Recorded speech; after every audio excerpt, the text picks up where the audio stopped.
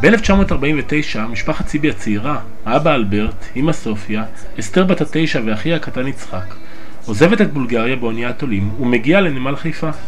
לאחר 3 ימים במחנה העולים בפרדס חנה, יוצאת שיירת המסעיות עם המשפחות החדשות ליעד הבא.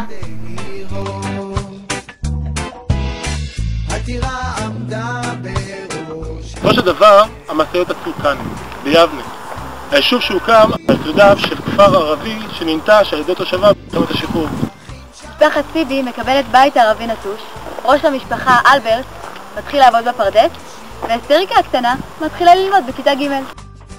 הגענו להנה מפרדס חנה כעולים חדשים 10 ימים בארץ. לא ידענו לאן לוקחים אותנו. הגענו בסביבות השעה 7 בערב, התחיל להחשיך. נתנו לנו, שלחו את אבא שלי לקחת מהסוכנות את המיטות סוכנות, את המזרונים, את התמיכות, והתחלנו לעלות בשביל הזה לכיוון הבית. הגענו לפה, סידרו לנו מיטות לישון והלכנו לישון, וזה היה היום הראשון שלנו ביבנה. בית ערבי, לכיתה ג', כולם עולים חדשים, בקושי מדברים עברית. מה ללמד קודם? את השפה, את החומר. אבל אני זוכרת שאני ידעתי קצת עברית, ולכן למדנו את התנ"ך, את 10 הדיברות. וואלה, עד היום אני זוכרת את זה. כבד את אביך ואת אמך. אבא שלי בינתיים קיבל עבודה בפרדס. אחרי תקופה לא ארוכה, פתאום הגיע הביתה בצורה מאוד בהתרגשות, מאוד בהתרגשות. הוא היה כולו חיוור, כולו רעד. אבל מה קרה? הוא אומר, ראיתי פדאין מת בפרדס והשאיר אותו שמה. ומאז הוא לא הצליח להתאושש, הוא קיבל התמוטטות עצבים ולא הצליח להתאושש, והיה לו מאוד קשה. אלברט, שהיה אדם רגיש, לא יכל לסבול את המחשבה על הגופות בפרדס. לכן הם מחליטים לעבור. אחרי 2 ביבנה, המשפחה שוב אורזת למצע דרומה. משפחת ציבי מגיעה לכאן, מושב תמי יחיאל, ובשמו הזמני מצמיע 9. מושב נמצא במועצה האזורית באר טוביה, והקימו אותו משפחות של עולים מבולגריה ורומניה. עם הבית הקטן הם קיבלו גם שטח חקלאי, פרה מבקירה, 50 תרנגולות וחצי סוס. שלחו אותי לבאר טוביה ללמוד. איך מגיעים לבאר טוביה? להורים שלי לא היה אוטו, ואני כולה ילדה בת 10, איך אני אגיע? 10, 11, אני יודעת איך אני אגיע לבאר טוביה. אז מועצת באר טוביה ארגנה לנו הסעה עם מיניבוס כזה, שהם היו אוספים ככה. מהמושב הזה הוא היה נוסע לחצבה, אוסף את הילדים, חצב, בהחלט. חצב, היו נוסעים לחצב, אחר כך היינו נוסעים לכפר ורבורג. בכפר ורבורג גם כן לא היה בית ספר, אבל שם היו עולים כבר הרבה ילדים, והיינו נוסעים לבית ספר של באר טוביה, ללמוד שם. ושם אני למדתי עד כיתה ח'. החיים במושב לא היו קלים מבחינה כלכלית. האמא עבדה במשק החי, והאבא היה עובד אדמה. עד שיום אחד אסתריקה הקטנה שברה ממטרה וביקשה מאבא לתקן אותה. הוא באמת הצליח לתקן אותה, והבין את הפוטנציאל של המקצוע החדש. הוא נהיה מתקן הממטרות של האזור. ואמרו לנו, יש לנו נשף, זה היה הנשף הראשון שלי. והלכנו לרחובות וקנינו בגדים, ואת הגרביים האלה עם הפס הזה מאחורנית. ועשיתי פן, עם משהו חם, בייביליסט, סבבו לי שיהיה לי טלטלים ככה, וכל כך התרגשתי, זה הנשף הראשון שלי. הגענו לאיפה שדיברנו קודם על המועדונית הזאת, והגיע, אני לא זוכרת מאיפה הבחור הזה היה, או מהרוגות, או ממקום אחר, אני לא זוכרת מאיפה היה, ניגן על אקורדיון, וכל הערב ריקודים סלוניים. ועד היום אני זוכרת את הריקוד שרקדתי עם אבא שלי, הוא היה מומחה טנגו ואל?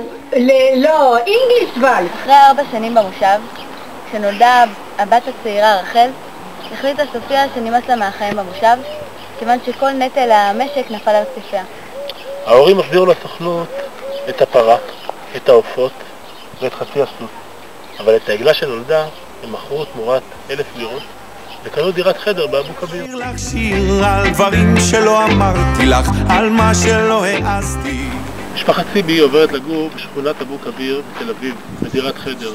אלברט ממשיך לנסוע למושבי באר טוביה לתקן המציאות, ואסתר מתחילה לעבוד כגזרנית. בערב לומדת אסתר בבית הספר למסחר אלפא. בגיל 17 ובעצה אחת עם חברותיה מחליטה לשנות את שמה. ומאותו יום הופכת אסתר לאתי, לאתי, לאתי, לאתי, לאתי, לאתי. ההורים שלי מצאו איזה בית כאן, שזה היה שכונה ערבית, ששיפצו איזה בית, זה עלה 1,000 לירות. זה היה המחיר של העגלה. כמובן, שכונה מאוד נידחת. היא הייתה בתוך פרדסים. הכניסה לשכונה היו מתוך 3 מעברים. אחד המעברים היה פה. המעבר הזה היה חשוך לגמרי. משני הצדדים היו סברס בגובה איזה 3 מטר. לא הייתה שום תאורה כאן. והייתי בוחרת במעבר הזה כי הוא היה המעבר הכי קצר. תחנת אוטובוסים הייתה שם בכניסה לאבו כביר. הייתי הולכת את הדרך, נכנסת לכאן, חושך מצרים, ומתפללת שאני אעבור את זה בשלום. הייתי מגיעה לכאן ונכנסת לתוך השכונה ואומרת, תודה לאלוהים, עברתי את זה. היו לי 3 חברות, מימי, פלורה ואביבה, וכולנו גרנו בשכנות שם. ילדים מ-14, 13, 14. יותר מדי לא היה מה לעשות, לא היו פעילויות. וככה במוצאי שבת היינו מתארגנות 3-4 בנות ונוסעות ליפו. וזה בעצם היה הבילוי שלנו. מה זה יפו? מי שזוכר, היה שם לונה פארק. ואחר כך עם הזמן גם הוא נסגר. היינו מגיעים ברגל, מכאן עד יפו ברגל, הליכה של לפחות איזה חצי שעה. והיינו מטיילים, ואם רצינו יכולנו להיכנס לאחד ו3 בתי הקולנוע שהיו ביפו. חיפשנו חתיכים בדרך, וכמובן 3 בנות מטיילות, 4 בנות מטיילות, לא כל כך התחילו איתנו, כי גם היינו מאוד צעירות. אז זהו, זה היה הבילוי. קראו לי אסתר, ומאוד לא אהבתי את השם הזה. ואז סיפרתי לחברה שלי, למימי, שאני נורא לא אוהבת את השם. מאוד לא אוהבת את השם אסתר. היא אומרת, מה את אומרת? דווקא יפה. אמרתי לה, אבל אני לא אוהבת את זה. אז היא אומרת, מה את אוהבת? איך את רוצה שנקרא לך? אמרתי לה, אתי מאוד מוצא חן בעיניי. אין בעיה, מהיום עד אתי. ואז קוראים לי אתי. אני עבדתי, בבוקר ב7 הייתי הולכת לעבודה, זה היה בית מלאכה קטן לבגדי ילדים. החלטתי שאני לא מוכנה לבלות את החיים שלי בבתי מלאכה, אז התחלתי ללמוד בערב. חוץ זה גם בצבא הלכתי להיות שלמת, כי אמרתי להם שאני מנהלת חשבונות. בגיל 18 התגייסה איתי לצבא ושירתה כשלמת בבסיס גלילות. באותו זמן החליטה סופיה שהגיע הזמנה של אתי להתחתן, ושיירות המחזרים התדפקו על הדלת. אבל אתי הודיעה שהיא לא מביאה מחזרים הביתה עד שלא עוברים דירה. לכן נרשמת המשפחה להגרלת הלוואה בחיסכון, ולאחר 3 שנים מקבלת דירה ב3 חדרים ביפו. לאחר השחרור מצה"ל, אתי מתחילה ללמוד אנגלית בבית הספר לשפות, ברלי. איתה בכיתה לומד בחור צעיר, דוד גבאי.